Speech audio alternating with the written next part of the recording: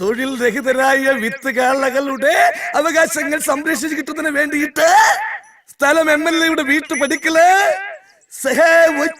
കുട്ടന്റെ നേതൃത്വത്തില് ഒച്ചിറ വേലു നയിക്കുന്ന മൊബൈൽ നിരാഹാര സമരത്തിന്റെ മഹത്തായ 2ാം ദിവസമാണെന്ന് പണ്ട് മഹാകവി പ്ലീ പാടി.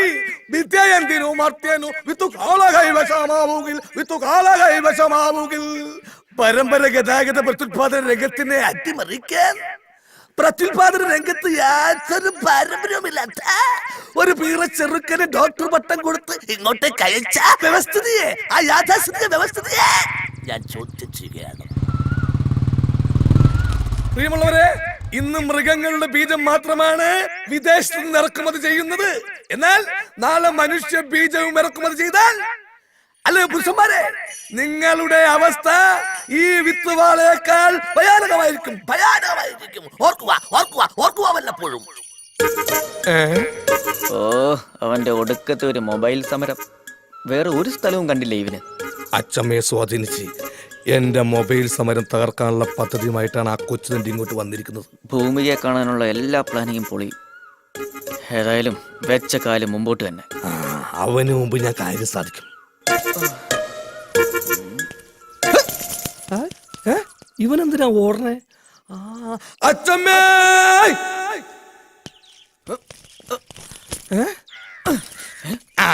ശരിയാക്കി തരട്ടാ.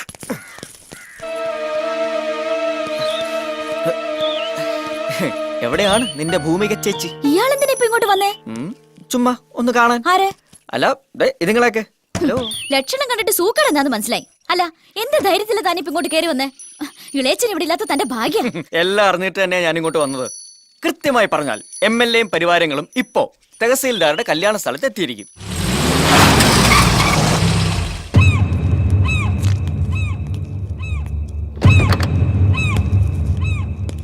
എനിക്കൊന്നും കേൾക്കണ്ട, വേഗം സ്ഥലം വിടാൻ നോക്ക്. താൻ എല്ലാം കേൾക്കണം, എനിക്ക് പറയാനുള്ളത് കേട്ടേ പറ്റൂ. അതെ, ഞാൻ അറിയാതെ ഇവിടുന്ന് ഒരു സാധനം മോഷ്ടിച്ചു പോയി. അതൊന്ന് നേരി പറയാൻ വേണ്ടി ഇത്രയും കഷ്ടപ്പെട്ട് ഇങ്ങോട്ട് വന്നത്. താനെന്താ ഇവിടുന്ന് മോഷ്ടിച്ചേ? തന്റെ ഹൃദയം. എന്റെ സമരം പൊളിക്കാൻ വേണ്ടി മാത്രമാണ് ആ വൈദ്യുതി ഇപ്പൊ ഇവിടെ വന്നത്. MLA-യുടെ സ്ഥാനത്ത് നിന്നും അച്ചമ്മ ഇപ്പൊ ഒരു തീർപ്പുണ്ടെങ്കിൽ തന്നെ. അവൻ എവിടെ? മതിലിയാടി പോണ കണ്ട്. മതിലിയാടിയൊന്നു വരണടാ. അച്ചമ്മ വരുന്നുണ്ട്. കണ്ണിപ്പെട്ട തന്റെ ജീവൻ പോലും ബാക്കിയുണ്ടാവില്ല. എങ്ങോട്ടെങ്കിലും പോയി ഒളിക്ക്. എങ്കിൽ പുള്ളിക്കാരോട് നേരിട്ട് കുറച്ച് കാര്യങ്ങൾ പറഞ്ഞിട്ട് തന്നെ ബാക്കി കാര്യം. അങ്ങോട്ട് പോയി.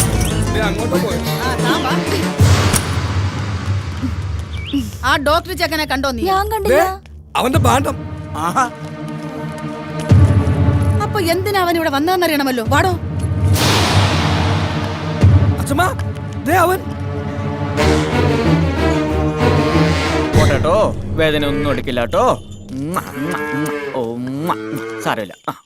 അയ്യേ, വൃത്തികെട്ടവൻ കാണിക്കണ്ടില്ലേ ബാലപീഡനം. ആഹാ, ഇതെന്താ എല്ലാരും കൂടെ ഇവിടെ? എന്തിനാ താൻ ഇങ്ങോട്ട് വന്നത്? മൃഗഡോക്ടർ ആണെങ്കിലും അല്പം മനുഷ്യത്വം കാണിക്കണ്ടേ? ഒരു കിടാവിനാണ് മൂക്കുകയറ് കെട്ടിയത്. മിണ്ടാപ്രാണിയല്ലേ, ഒന്ന് വന്ന് കണ്ടിട്ട് പോകാന്ന് കരുതി. അതിന് താൻ എന്തിനാ മതിലിയാടിയെ? ഗേറ്റിന്റെ മുന്നിൽ വെച്ച് ദേ ഈ കരിങ്കണ്ണൻ എന്നെ നോക്കി. അയ്യോ അച്ഛമ്മ, ഇയാള് കള്ളം പറയാ. മിണ്ടരുത്. ഇനി ഈ വേഷവും കെട്ടി MLA കാണാനാണെന്നും പറഞ്ഞ് വീട്ടു പരിസരത്ത് കണ്ടുപോകരുത്. നമസ്കാരം. ഇവിടെ വെച്ച് കണ്ടത് നന്നായി. ഞങ്ങൾ വീട്ടിൽ വരാനിരിക്കുകയായിരുന്നു. ഇതെന്റെ മോൻ ഡോക്ടർ സുധീർ. നമസ്കാരം. ഇവിടെ ജനറൽ ഹോസ്പിറ്റൽ ഡോക്ടറായി ജോയിൻ ചെയ്തു. പട്ടാമ്പി സ്വദേശം. പറഞ്ഞു വരുമ്പോ ഭൂമികയുടെ അമ്മയുടെ ഒരു റിലേറ്റീവായി വരും. എന്താ കാര്യം? മോന് ഭൂമികയെ വിവാഹം ആലോചിച്ചാൽ കൊള്ളാവുന്നുണ്ട്. ആയിക്കോട്ടെ. ഇവിടെ ജോയിൻ ചെയ്തെങ്കിലും ഹയർ സ്റ്റഡീസിന് വിദേശത്ത് പോകാനാ പ്ലാൻ. കുടുംബത്തിലെ എല്ലാ സ്വത്തിനും ഏക അവകാശിയാ ഒറ്റ മോനേ ഉള്ളൂ. ഞങ്ങൾക്ക് ആകുള്ളൊരു മോളാ. അവളെ കെട്ടുന്നവനൊരു യോഗ്യനായിരിക്കണം. വഴിയിൽ വെച്ച് വേണ്ട പെണ്ണ് ചോദിക്കല്. ഒരു ചടങ്ങായിട്ട് തന്നെ ആയിക്കോട്ടെ. നാളെ വീട്ടിൽ വന്നാ മതി.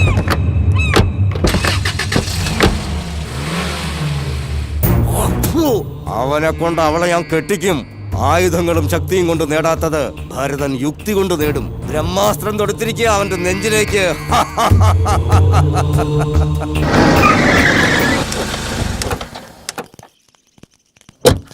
വന്നത് നന്നായി. എനിക്കാണെങ്കിൽ അർജന്റായിട്ട് തിരുവനന്തപുരത്ത് ഒരു മീറ്റിംഗ് പുറപ്പെട്ടു നിൽക്കായിരുന്നു. എനിക്ക് വൈകിക്കണ്ട. ചടങ്ങിന് മോളെ ഒന്ന് കണ്ട് ജാതകക്കുറി കൈമാറാം. പിന്നെന്താ, നടന്നോളൂ. ഇതെന്താ ഇവിടെ? പെണ്ണ് ചോദിച്ചു വന്നല്ലേ പങ്കജാശ, എല്ലാരും ഒന്ന് പരിചയപ്പെടുത്തി. അതിനെന്താ? ഇവൾ നാണ്ടി ഇനം ജേഴ്സിയാ. നല്ല അടക്കം ഒതുക്കം ഉള്ളവളാ ഇവള് മാളൂട്ടി. ഇത് എരുമ. ഇവളെ നിങ്ങളെ ചിരിപ്പിച്ചങ്ങ് കൊതിപ്പിക്കും. എരുമി തോമി എന്നാ ഞങ്ങള് വിളിക്കുന്നത്. നല്ല ഉഗ്രം പാട്ടുകാരിയാ. വാ നിർത്തോ വാമേ. എന്താ ഞങ്ങളുടെ കുട്ടിക്ക് എന്താ ഒരു കുറവ്?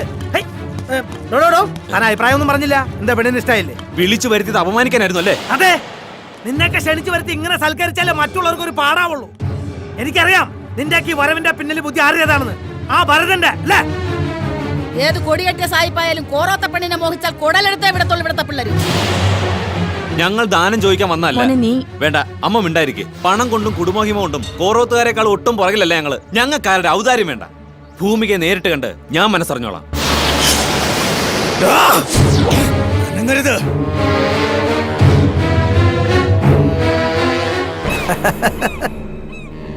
പെണ്ണ് ചോദിച്ച ആ നിമിഷയെ കഴുത്ത് വെട്ടേണ്ടതായിരുന്നു. ഇപ്പൊ വീണ്ടും നിനക്ക് ആ ജീവൻ ഭിക്ഷയായിട്ട് തരുന്നു. എന്തിനാണെന്നോ? നിന്നിങ്ങോട്ട് അയച്ചില്ലേ ആ ചെറ്റിയോട് ചെന്ന് പറയാൻ, മുള്ളിനെ മുന ചത്താൻ മെനക്കെടരുന്ന്. മനസ്സിലാടാ? കാല കൈനാറ്റണ്ട, വിട്ടേക്കടാ. അപ്പോ അവന്റെ നെഞ്ചത്ത് തന്നെ തറച്ചു. അങ്ങനെ മർമ്മത്ത് വെട്ടിയാലേ അവന് നോവൂ. കൂറുകാട്ടിയവന് പാരിതോഷികമായി നൽകാൻ വെച്ച നിധി അവള്. അത് നീ കൈക്കലാക്കണം. എന്റെ കുടുംബത്തെ ഒന്നടങ്ക അപമാനിച്ച് ആട്ടിവിട്ടല്ലേ? വാശി തന്നെയാ. എന്തായാലും രണ്ടിലൊന്നറിഞ്ഞ് ഇനി ഞാൻ ഈ നാട്ടിൽ നിന്ന് പോകുന്നുള്ളൂ. മിടുക്കൻ. ആദ്യം അവളുടെ മനസ്സ് കീഴ്പ്പെടുത്തണം. അവിടെയാണ് നിന്റെ കഴിവ്. കൂടെ ഞങ്ങളുണ്ടാവും.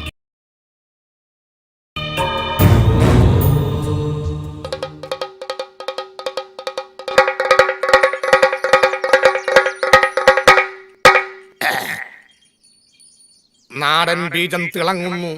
Local semen shining. പാവപ്പെട്ടവന്റെ വോട്ട് വാങ്ങി വിജയിച്ച ഒരു സാധാരണ മൃഗത്തിന്റെ അടിസ്ഥാന പ്രശ്നങ്ങൾ പരിഹരിക്കാൻ കഴിയാത്ത ഇവിടുത്തെ എംഎൽഎക്ക് എങ്ങനെ മനുഷ്യരുടെ ക്ഷേമങ്ങൾ നിലനിർത്താൻ സാധിക്കും? സുഹൃത്തുക്കളെ, എനിക്കറിയുമോ എന്ന് നിങ്ങൾക്കറിയില്ല. അങ്ങ് വടക്ക് യുപിയിലും ഗുജറാത്തിലുമെല്ലാം ഗോകുൽ ദൈവങ്ങളാണ് ദൈവങ്ങൾ. അതുകൊണ്ട് ഇനി ഇവിടുത്തെ മൃഗങ്ങളുടെ കണ്ണീര് പോവാനും സ്വാന്തനിപ്പിക്കുവാനും അവരുടെ നീറുന്ന സ്വകാര്യ പ്രശ്നങ്ങൾ പരിഹരിക്കുവാനും ഇവിടുത്തെ ഒരേ ഒരു ശക്തിക്ക് കഴിയൂ. ഇത് ഭരതേട്ടന്റെ വകയാ. ഞാനിപ്പോ നിങ്ങളാളാ. അത് തന്നെയാ തന്നത്. കഴിഞ്ഞ ദിവസം വരെ നീ മറ്റവരുടെ പഠിക്കലായിരുന്നു. അവിടുന്ന് ചവിട്ടി പുറത്താക്കിയപ്പോ ഇപ്പൊ ഇവിടെ ഓന്തിനെ പോലെ നിറം മാറുന്ന നിന്നെ എങ്ങനെ വിശ്വസിക്കാനാടാ തെണ്ടി? അടിയടാ അവനെ. വഴിമാറ്, എനിക്ക് വീട്ടിൽ പോണം. അറിയാവുന്ന എല്ലാ ദൈവങ്ങൾക്കും നേർന്നിട്ടുണ്ട് തന്റെ പട്ടിക്കോ പൂച്ചയ്ക്കോ എന്തെങ്കിലും ഒരു അസുഖം പിടിക്കണമെന്ന്. അങ്ങനെയെങ്കിലും തന്നെ ഒന്ന് കാണാൻ കിട്ടുമല്ലോ. താൻ വിചാരിക്കുന്ന പോലെ ഒരു പെണ്ണല്ല ഞാൻ. എനിക്ക് തന്നെ ഇഷ്ടമല്ല. എനിക്ക് തന്നെ ഭയങ്കര ഇഷ്ടാ. ഒരാളെ ഇഷ്ടപ്പെടാൻ അയാളുടെ അനുവാദം വേണമെന്നില്ലല്ലോ. ഒരപേക്ഷയുണ്ട്. വല്ലപ്പോഴും എന്റെ കൂട്ടുകാരിയെ കാണാൻ കിട്ടുന്ന ഈ സ്വാതന്ത്ര്യം നിങ്ങൾ കാരണം എനിക്ക് ഇല്ലാണ്ടാവരുത്.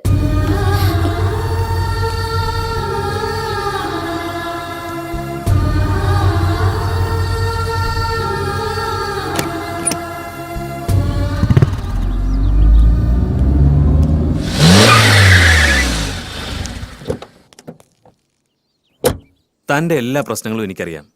അതുകൊണ്ട് രണ്ടും കൽപ്പിച്ചാ ഞാൻ ഇറങ്ങിയിരിക്കുന്നത്. നീയൊന്ന് മൂളിയ ജീവൻ പണയം വെച്ച് നിന്നെ സംരക്ഷിക്കാൻ ഞാൻ ഒരുക്കുക. പേടിക്കണ്ട, പൂർണ്ണ മനസ്സോടെ മതി. അതുവരെ ഞാൻ കാത്തിരിക്കും. പക്ഷെ ഒരു കാര്യം, ഈ നാട്ടിൽ നിന്ന് ഞാൻ തിരിച്ച് ജീവനോടെ പോകുന്നുണ്ടെങ്കിൽ അത് തന്നോടൊപ്പം മാത്രമായിരിക്കും. അതിന് തീർപ്പ് കൽപ്പിക്കേണ്ടത് നീയാണ്, മനസാക്ഷി എന്ന നിന്റെ കോടതി.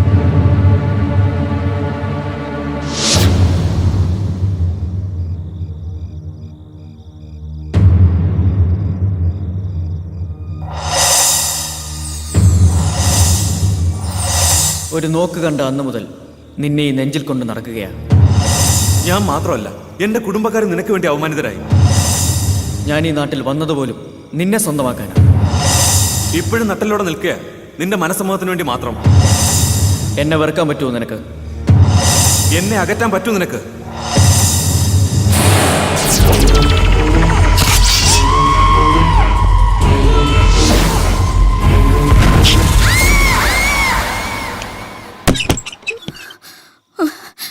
എന്താ എന്തു പറ്റി മോളെ?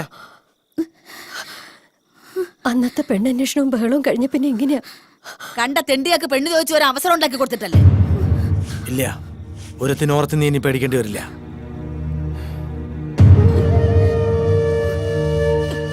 എന്താ എന്റെ മോൾക്ക് പറ്റിയേ? എനിക്ക് പേടിയാവുന്നു അമ്മ. അമ്മ എന്റെ ഒപ്പം കിടക്കുവോ?